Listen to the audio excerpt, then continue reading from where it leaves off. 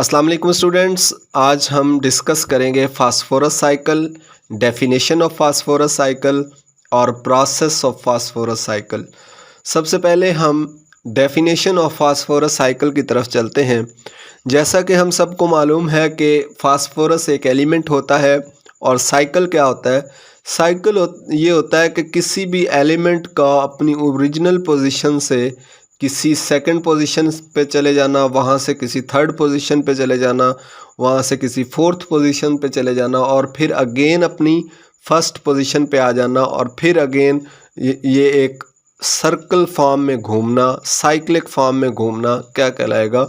Cycle कहलाएगा। तो phosphorus cycle की हम सिंपल सी डेफिनेशन ये कर सकते हैं कि cyclic movement of phosphorus element is called phosphorus cycle. इसकी जो प्रॉपर डेफिनेशन है वो ये है, the movement of phosphorus through lithosphere. Phosphorus जो है वो सॉइल में, लिथोस्फीयर किसको कहते हैं? सॉइल को, ज़मीन को। तो मूवमेंट होगी फास्फोरस की सॉइल से, लिथोस्फीयर से हाइड्रोस्फीयर में, पानी में चला जाएगा। हाइड्रोस्फीयर किसको कहते हैं? ज़मीन का पानी वाला हिस्सा, जैसा कि ओशंस हैं, रिवर्स हैं, स्ट्रीम्स हैं, उसको क्या कहते हैं? हाइड्रोस्फीयर। एंड बायोस्फीयर, बायोस्फीयर कहते हैं जानदार हिस्सा ज़मीन का जितना भी है, जैसा कि प्लांट्स हैं और एनिमल्स हैं। इन तीन स्फीयर्स के दरमियान फास्फोरस घूमती रहती है, जिसको क्या कहते हैं? फास्फोरस साइकिल कहते हैं। The movement of phosphorus through lithosphere, hydrosphere and biosphere in a cyclic way is called phosphorus cycle. Simple सी बात। Why we study phosphorus cycle? हम phosphorus cycle को डिस्कस कर क्यों रहे हैं? इसको पढ़ना ज़रूरी है क्यों? इसलिए ज़रूरी है, phosphorus is an essential nutrient for plants and animals. Plants और एनिमल्स के लिए फास्फोरस जो है वो एक अहम ग़िज़ा है, अहम न्यूट्रेंट है। क्यों? It is the part of DNA molecules. Plants और एनिमल्स में जो डीएनए मॉलिक्यूल्स हैं, जो प्रोटीन्स हैं, उनका ये एक इम्पॉर्टेंट पार्ट है। That store energy ATP and ADP. तो ऐसा पार्ट प्लांट्स एंड एनिमल्स का जो एडीपी और एटीपी जो ये हैं एनर्जी स्टोरेज जो मॉलिक्यूल्स हैं, उनमें फास्फोरस बहुत इम्पॉर्टेंट रोल अदा करता है।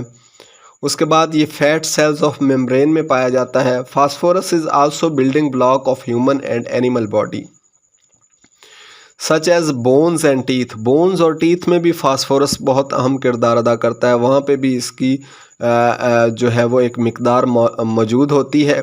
तो ये एनिमल्स और प्लांट्स की और ह्यूमंस की जो है वो बॉडी की बिल्डिंग ब्लॉक के तौर पे भी इस्तेमाल होता है, इसलिए हम फास्फोरस साइकिल को पढ़ रहे हैं। प्रोसेस ऑफ फास्फोरस साइकिल को हम डिस्कस करते हैं। इसमें 5 स्टेप्स हैं और इन्हीं को माइंड में रखना है और पूरा प्रोसेस कंप्लीट हो जाना है। सबसे पहला स्टेप, हम इनको पहले डिटेल में पढ़ते हैं। पहला है रॉक्स एंड सॉइल्स।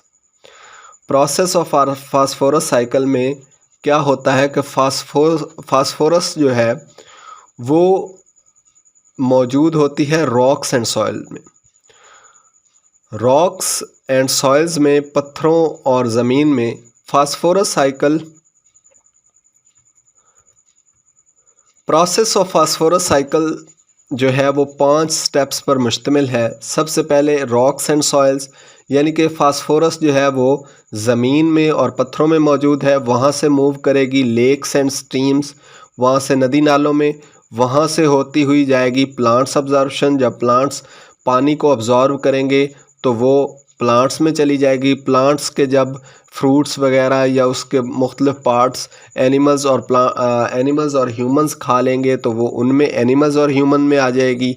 तो वहाँ से जब प्लांट्स और एनिमल्स मरते हैं या गल सड़ जाते हैं तो उनकी डीकम्पोजिशन बैक्टीरिया करते हैं और वो वाली फास्फोरस जो है वो अगेन वो कहाँ पे चली जाती है? डीकम्पोजिशन के ज़रिए रॉक्स एंड सॉइल में, और ये इस तरह एक साइकिल बन जाता है, जिसको अब हम डिटेल में थोड़ा सा डिस्कस करते हैं। रॉक्स एंड सॉइल्स में कैसे फास्फोरस है? Phosphorus cycle begins when compound of phosphorus are leached from rocks and minerals over long period of time. Rocks और minerals से क्या होते हैं कि फास्फोरस के कंपोनेंट्स या कंपाउंड्स जो हैं वो निकलते हैं. लीच्ड होना, वहाँ से खारिज होना, निकलना over long period of time, बड़ा एक लंबा अरसा लगता है कि पत्थरों और जो रॉक्स थे वहाँ से वो निकल रहे थे क्या चीज़, फास्फोरस एलिमेंट. वहाँ से फिर क्या होता है कि वहाँ से वो जो निकले हैं ना मिनरल्स और रॉक्स में से फास्फोरस के एलिमेंट, वो बह के चले जाते हैं लेक्स एंड स्ट्रीम्स में. Phosphorus has no atmospheric form, इसकी कोई एटमॉस्फेरिक यानी कि गैसुअस फॉर्म इसकी नहीं होती, ये इक्वस फॉर्म में होता है, वाटर फॉर्म में होता है. Phosphorus has no atmospheric form, it usually transported in aqueous form. Hydrosphere में चला गया, लेक्स एंड स्ट्रीम्स में चला गया. फास्फोरस सबसे पहले रॉक्स एंड सॉइल्स में मौजूद था, उसके ऊपर से पानी गुज़रता रहा और वहाँ से लीच होके, वहाँ से खारिज होकर फास्फोरस कहाँ पे चला गया, वो हाइड्रोस्फेयर में चला गया, लेक्स एंड स्ट्रीम्स में चला गया. अब वो जो पानी के अंदर फास्फोरस हल हो चुका है, वहाँ से प्लांट्स क्या करेंगे, अपनी जड़ों के ज़रिए पानी को ज़ेरे ज़मीन से अब्ज़ॉर्ब करते हैं. ज़मीन के अंदर भी फास्फोरस मौजूद है और उस पानी के अंदर भी फास्फोरस मौजूद है. तो प्लांट्स ने क्या किया, उसको अब्ज़ॉर्ब कर लिया और उसको एज अ न्यूट्रिएंट इस्तेमाल किया. मुख्तलिफ़ प्रोटीन्स जैसा कि फ्रूट्स और उसके डिफरेंट पार्ट्स ऑफ प्लांट्स में वो इनकॉर्पोरेट हो गया. फास्फोरस जो है वो वहाँ पर आ गया, ठीक हो गया. Inorganic phosphorus is taken up by producers, जैसा कि प्लांट्स हैं. फिर वो प्लांट्स के डिफरेंट हिस्सों को किसने खा लिया, एनिमल्स ने. एनिमल कंजप्शन इसको कहते हैं. Incorporated into organic molecules of producers which are then eaten by consumers, human and animal, and so phosphorus is passed to the consumer. सबसे पहले फास्फोरस रॉक्स एंड सॉइल्स में थी, वहाँ से निकल कर लेक्स एंड स्ट्रीम्स में आई.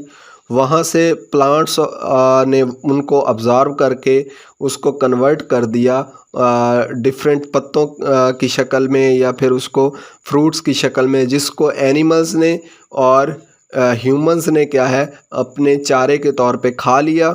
और वहाँ से फिर वो क्या हो गई, एनिमल कंजम्पशन हुई, ये वाला प्रोसेस कहलाया. उसके बाद पांचवा process and the last process वो है डीकम्पोजिशन. अब वो एनिमल और जो प्लांट जिन्होंने फास्फोरस खा रखी है, एक ना एक दिन वो उनकी डेथ हो जाएगी, वो प्लांट्स सड़ जाएंगे और वो ज़मीन के नीचे दब जाएंगे. और एनिमल्स भी इसी तरह, जब वो मरेंगे उनकी डेथ होगी, वो भी ज़मीन के नीचे चले जाते हैं.